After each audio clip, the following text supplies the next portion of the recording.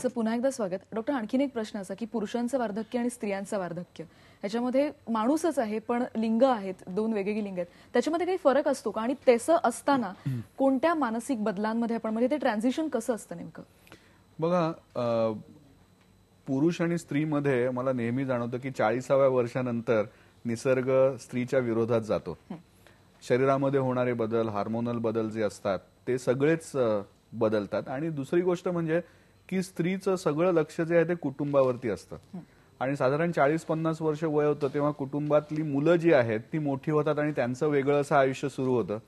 आणि कुठेतरी मानसिक त्रास त्याचा आईला होतो की आतापर्यंत सगळ्यांना आपली गरज होती, आता अचानक, ज्याला आम्ही एम्प्टी नेस्ट सिंड्रोम असं म्हणतो, की पक्षी पिल्लं उडून गेली, आता पक्षिणीला काय महत्व राहिलं नाही, काम राहिलं नाही, शरीर तरुण राहिलं नाही.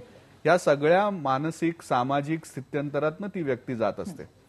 दुसरी गोष्ट म्हणजे आपलं करिअर जे असतं ते करिअर कुठेतरी बॅकबर्नरवरती ठेवलेलं असतं. बऱ्याच वेळेला, सगळ्यांच्या बाबतीत होतं असं नाही, पण बॅकबर्नरवरती जातं. आपल्या बरोबरची माणसं असतात ती पुढे गेलेली असतात आणि कुठेतरी रिटायरमेंटची वेध लागलेले असतात.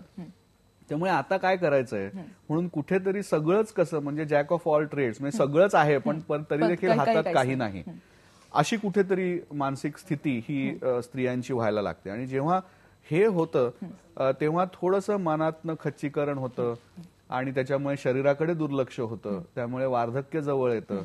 दुसरी गोष्ट म्हणजे स्त्रियांना युजली आर्थिक व्यवहारांबद्दल फारशी माहिती दिली जात नाही. जे आता वृद्ध आहेत त्यांच्याबद्दल मी जास्त म्हणेन.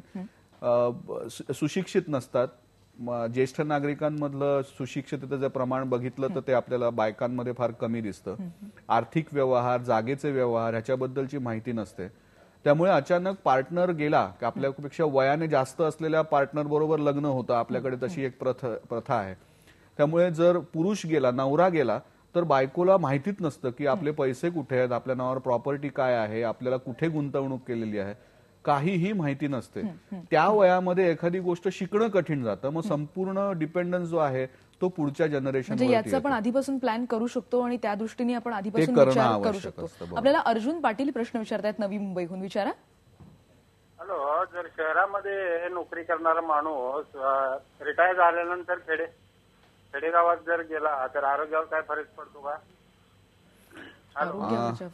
आपण मानसिक दृष्ट्या ना काही आरोग्यावरती नक्कीच फरक पडेल जर त्याला गावात जाणं आवडणारं असेल तर.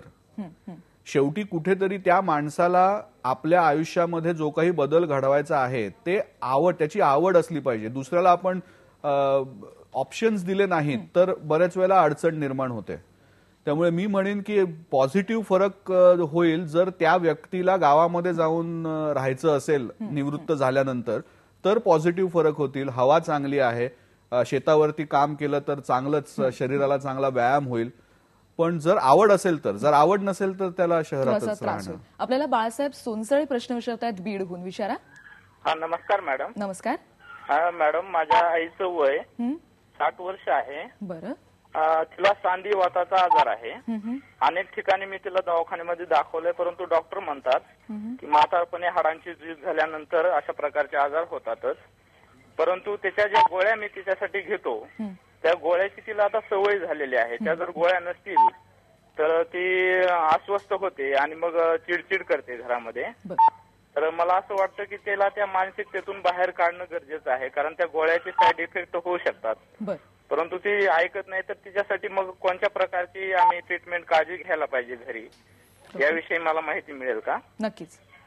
बघा सोनसाळे साहेब, आपल्याला जर एखादं यंत्र चालू ठेवायचं असेल तर त्याला फक्त इंधन देऊन चालत नाही, तर त्याचा मेंटेनन्स सुद्धा अगदी व्यवस्थित ठेवायला लागतो. आणि तसंच शरीराचा मेंटेनन्स जर बरोबर नसेल तर कुठेतरी ते शरीर पुढे त्रास द्यायला लागतं. आत्ता सुद्धा जसं मी मगाशी सांगितलं की कुठच्याही वयात व्यायाम सुरू केला तर त्याचा फायदा जो आहे तो व्यक्तीला होऊ शकतो. तुमच्या आईंना जर तुम्ही त्यांच्या सांध्यांना व्यायाम देऊ शकलात तर त्याचा फायदा नक्की होईल. दुखणं कमी होण्यासाठी सुद्धा होईल, लवचिकता वाढवण्यासाठी सुद्धा होईल. त्यांची घरामध्ये जे काही स्वतः त्या काम करू शकतात त्याच्यामध्ये त्यांना फायदा झालेला तुम्ही दिसून येईल. पण त्याच्यासाठी फक्त कुठचे व्यायाम करायचे हे तुम्हाला कुठे तुमच्या जवळ कुठला फिजिओथेरपिस्ट असेल तर त्या फिजिओथेरपिस्टला किंवा हाडाच्या डॉक्टरना भेटून ते व्यायाम जे आहेत ते शिकून घ्यायला लागतील. बरोबर आहे.